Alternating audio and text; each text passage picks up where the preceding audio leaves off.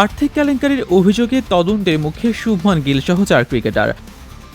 ভারতের জনপ্রিয় cricket league IPL এর দল গুজরাট টাইটান্সের তারকা ক্রিকেটার শুভমান গিল, সাই সুদর্শন, রাহুল তেওয়াতিয়া এবং মোহিত শর্মাকে 450 কোটি রুপির চিট ফান্ড কেলেঙ্কারির সঙ্গে জড়িত থাকার অভিযোগে গুজরাট সিআইডি ক্রাইম ব্রাঞ্চ তলব করেছে। আহমেদাবাদ মিররের এক প্রতিবেদনে এ তথ্য উঠে এসেছে। Bhupendra Singh Jhala, BZ financial services, BZ traders এবং বিজেট গ্রুপ অফ কোম্পানির সিইও এই কেলেঙ্কারির প্রধান হোতা হিসেবে পরিচিত।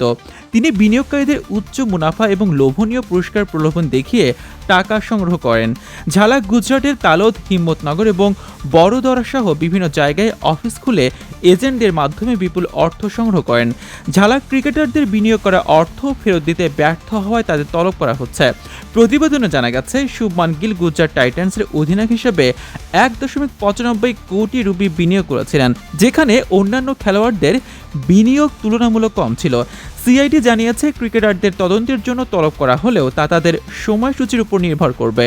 বর্তমানে শুভমান গিল অস্ট্রেলিয়ার ভারতের টেস্ট দলের সঙ্গে থাকায় জিজ্ঞাসাবাদ প্রক্রিয়া সাময়িকভাবে স্থগিত রয়েছে। এই কেলেঙ্কারিতে গুজরাট টাইটান্সের ক্রিকেটারদের নাম জড়িয়ে পড়ায় ভারতের ক্রিকেট মহলে তোলপাড় সৃষ্টি হয়েছে। তদন্তকারীরা এই কেলেঙ্কারির মাধ্যমে হারানো অর্থ পুনরুদ্ধারের চেষ্টা চালিয়ে যাচ্ছেন।